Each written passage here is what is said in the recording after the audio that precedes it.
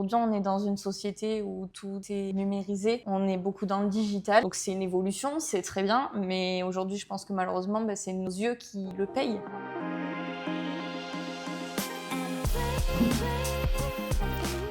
Salut Margot, tu vas Salut bien? Jérémy, ça va? Merci d'être venue. De rien. Tu as fait de la route? Un petit peu, 2 heures, ça va, pour venir ici. Bah écoute, ça fait plaisir. Margot, j'ai quelques questions pour toi. On va refaire un petit peu ton parcours sur 3 thèmes, passé, présent, futur. Est-ce que tu peux te présenter déjà? Oui, moi c'est Margot, j'ai 25 ans et je suis opticienne et je travaille à Manosque à peu près depuis 8 ans maintenant. Tu as ouvert ton magasin récemment. Est-ce que tu peux me parler un peu de Oui, ton on a magasin? ouvert notre magasin donc avec mon beau-père depuis octobre 2024 sur la commune de Manosque dans les Alpes de Haute-Provence. Comment il s'appelle ton magasin? Dado la fabrique à lunettes. Tu es contente de l'ouverture? Oui, ça va. Est-ce que tu peux te présenter ta personnalité en quelques mots? Si je devrais moi me résumer, je dirais que je suis quelqu'un de spontané, de créative et un petit peu Je te décalée. confirme. Je te confirme. Et ton regard sur le métier? Je sais pas si je serais objective parce que c'est un métier passion. C'est vrai que j'ai découvert ce métier et je trouve que c'est un beau métier parce qu'il allie beaucoup de domaines. On a autant une casquette de technicien que de professionnel Très de polyvalent. santé. Et nous, en plus, avec le magasin, on allie l'art à Oui. l'optique. Ouais. Donc c'est vrai que c'est pour... On va discuter un petit peu de cette facette que tu as en plus dans le magasin. Merci, c'est très clair. On va commencer par ton passé. Tu es prête? Oui. C'est parti. Margot, on est dans ton passé. Première question, est-ce que l'optique, c'est une évidence ou une opportunité? Pas du tout. À la base, je devais pas du tout faire de l'optique. J'étais conçue, on va dire, pour faire infirmière. Ok. Parce que ma grand-mère était infirmière et en fait, pendant mes vacances, j'allais tout le temps avec elle faire des stages dans des EHPAD, dans des labos, etc. Donc, c'était pas du tout... Une évidence, en fait, c'est une opportunité que tu as eue. Comment elle est arrivée, cette opportunité? Eh ben écoute, un jour pendant les vacances, ma grand-mère m'appelle et elle me dit Margot, tu peux pas venir avec moi, j'ai pas de place, c'est pas possible, tu peux pas venir bosser avec moi. Et là, je vais voir Sébastien, mon beau-père avec qui je suis associée aujourd'hui, et je lui dis Seb, qu'est-ce que je vais faire pendant mes vacances? Je vais m'ennuyer. Et il me dit écoute, bouge pas, j'ai des collègues à moi, ils sont opticiens, si tu veux, tu peux aller passer 3-4 jours avec eux. J'ai passé 3-4 jours et j'ai plus jamais quitté l'optique. Donc une réelle opportunité en fait qui s'est présentée. Tes études, comment ça s'est passé? Tu as enchaîné avec tes études derrière? Oui, pratiquement, parce qu'en fait, ça a été à peu près juste avant que je passe le bac. Donc, il faut savoir quand même que j'avais passé mes concours d'infirmière. Mon père m'a dit, même si tu vas faire de l'optique, tu vas faire ton concours, tu y vas, ça te donnera... Donc tu l'as fait alors que dans ta tête, tu savais que de toute Exactement. façon... Excellent. Donc au début, j'y suis allée un peu à reculons parce que je me dis non, mais je veux pas faire ça et tout. Bon, je l'ai fait quand même, je l'ai eu. J'ai eu mon concours d'infirmière. Excellent. Et j'ai dit non. J'ai dit non, je suis allée à ISO Marseille du coup et D'accord. on a fait tous les entretiens et 6 mois après, je faisais de l'optique. Donc tu es diplômée opticienne. Oui. Et ton environnement familial aujourd'hui, est-ce qu'il est important pour toi? Est-ce que tu travailles en famille aujourd'hui? Tu parlais de Seb. Oui, Comment ça se passe? Aujourd'hui, en fait, on travaille pratiquement tous ensemble. Chaque petite personne de ma famille a donné un petit peu sa pierre à l'édifice.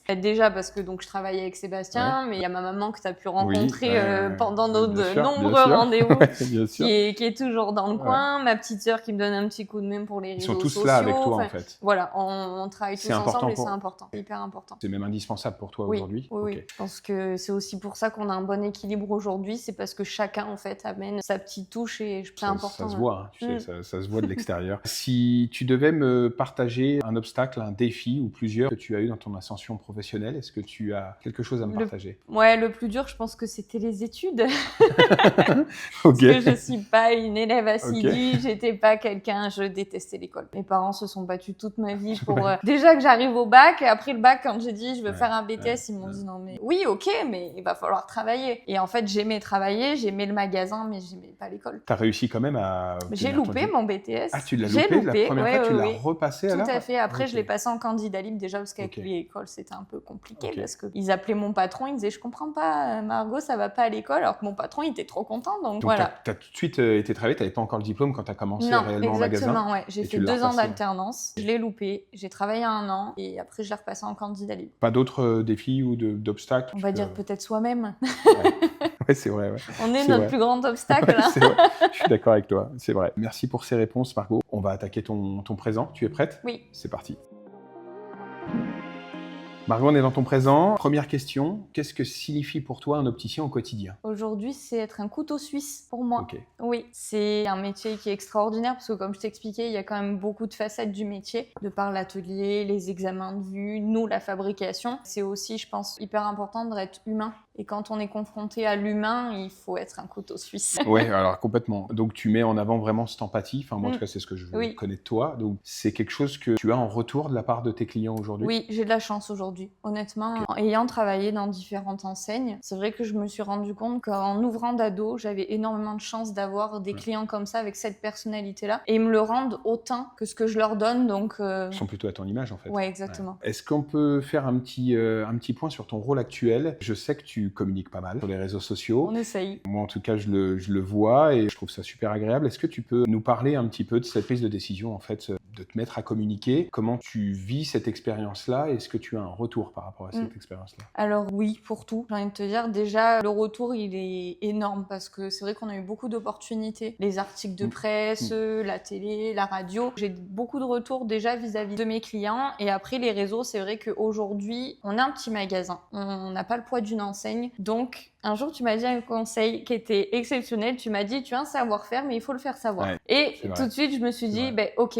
t'as raison, mais comment je peux l'appliquer? Donc, on a essayé de trouver des solutions. Il faut savoir qu'à bas, je suis pas du tout réseaux Mais je sociaux sais, et on en téléphone. avait Moi, parlé, c'était vraiment carrément, vite fait avec mes copines, pour mes grands-parents et tout. Et j'ai appris, en fait, par ma petite sœur, de petits entourage, tutos, en fait, etc. Voilà, qui- exactement. Et après, petit à petit, ça s'est fait. Et au final, on y prend goût. Comment tu vois les différents réseaux? C'est pas les mêmes, Insta, LinkedIn. Tu changes ta communication? Il faut, parce qu'en fait, en fonction de à qui on parle, que ce soit sur Instagram, Facebook, TikTok et LinkedIn, tu touches un public qui est complètement différent. Ouais. LinkedIn, on va être beaucoup plus professionnel, Interpro, entreprise, ouais, etc. carrément. Facebook, on va être sur une tranche d'âge. Insta, encore une autre. Et TikTok, c'est encore autre chose. TikTok, on va dire que c'est un peu plus humour, un peu plus cool. Je connais pas du tout Ah ouais, TikTok, c'est mais sympa, ça fait 2 c'est fois cool. qu'on m'en parle Oui. et que ça a l'air d'avoir... Mais il faut bien savoir cibler et savoir à qui tu parles et du coup, quel contenu tu vas faire. Donc, tu as des retours par rapport à ça? Oui, beaucoup. Ok. J'ai énormément de clients qui me disent « Oh, je vous ai vu sur les réseaux ». J'ai Excellent. même des représentants avec qui je ne travaille pas du tout qui me disent « Écoutez, on vient juste vous dire bonjour parce qu'on vous a vu sur les réseaux sociaux ». Excellent. Est-ce que tu pourrais me partager ta journée type, si tu en as une? Alors, elle est toute bête, hein. Honnêtement. J'arrive au magasin, on boit un café, je fais le ménage parce que je trouve que c'est hyper important d'avoir un magasin très propre, c'est très chaleureux, du coup, je trouve ça plus accueillant. Et après, je m'adapte complètement au flux du client. Voilà, c'est très aléatoire, c'est aussi ça que j'aime, c'est que ma journée, elle n'est pas toute faite, toute...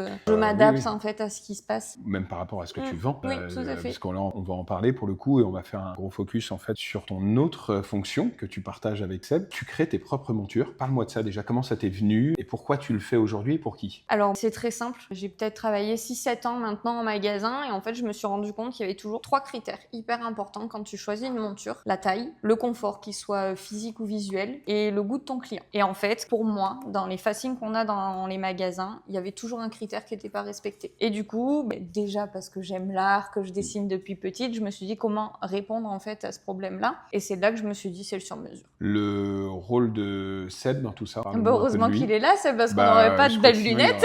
Sinon, il y aurait que des dessins. Exactement, voilà, parce que moi je dessine. Mais donc Seb, c'est lui du coup qui va s'occuper de toute la partie atelier. C'est lui qui va donner vie à mes dessins et aux compositions des clients, parce que c'est comme les clients qui créent leurs lunettes. Il y a un vrai travail de fond et un travail d'équipe. Vous arrivez à répondre aux exigences du consommateur? Jusqu'aujourd'hui, ouais. Pas J'ai trop pas eu de exigeant, des soucis. fois Non, pointilleux sur le honnêtement, résultat final ou...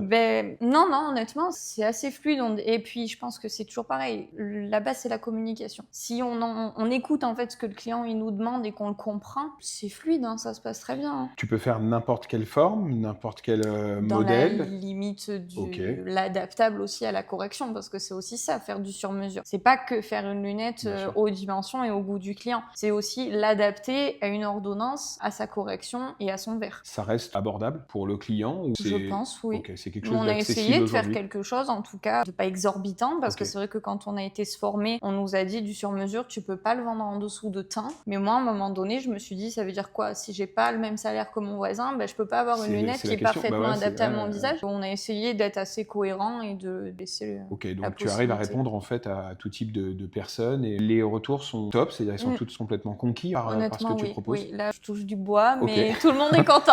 Puisque tu fais une vraie différenciation, je pense, à Manosque, je pense que tu es la seule à proposer ce concept-là. Oui, tout à fait. Déjà dans la région, ça n'existait pas du tout. c'est vrai que c'est beaucoup plus développé dans le nord de la France que dans le sud. Je connais pas du tout ce marché-là. J'avais rencontré une connaissance Oui, à toi, oui, en tout fait, à qui était fait. à Nantes, je crois. À Rennes, Corinne, oui. À Rennes, exact. Qui faisait comme toi aussi la monture sur mesure. C'est ce que tu portes sur les yeux là. Exactement. Tu as ramené un autre modèle Ouais. aussi. Est-ce que tu peux me montrer? Donc là, c'est une version solaire. Exactement, celle-là, je l'ai sortie après qu'on ait été à Milan pour le Ok. salon de l'optique. On a été chercher des petites charnières. Et en fait, en fonction de ce que je vis aussi, ça m'inspire. Ok. Donc celle-là, c'est Milan. Tu gardes ce modèle-là que tu vas présenter aux clients ou tu en as des multitudes d'autres ou Ça tu se vas passe garder vite produits dans ma phares? tête, tu sais. Ok. J'ai pas mal de dessins, mais oui, il y a certaines formes comme celle-ci ou celle-ci que je vais garder pour essayer de potentiellement plus tard créer des collections, etc. Mais il y a quelques formes que je vais garder et d'autres qui mûrissent facilement. Juste un dernier point, je sais que tu fais autre chose que des lunettes. Oui, oui. Tu t'amuses à faire Oh, d'autres ben, on choses. fait beaucoup de Donc, choses, tu sais. c'est ton Là, badge c'est en un fait petit badge, d'opticienne. Ok. effectivement, parce que je l'ai trouvé trop triste, les Ouais. badges en optique, donc on fabrique les badges. Et pas que, parce qu'avec les chutes de nos lunettes, on fabrique aussi des boucles d'oreilles, des pics à cheveux, parce que Ok. c'est ça aussi Excellent. notre concept. C'est aussi qu'on a un concept autour d'une éthique. On travaille avec beaucoup de fournisseurs Origine France Garantie.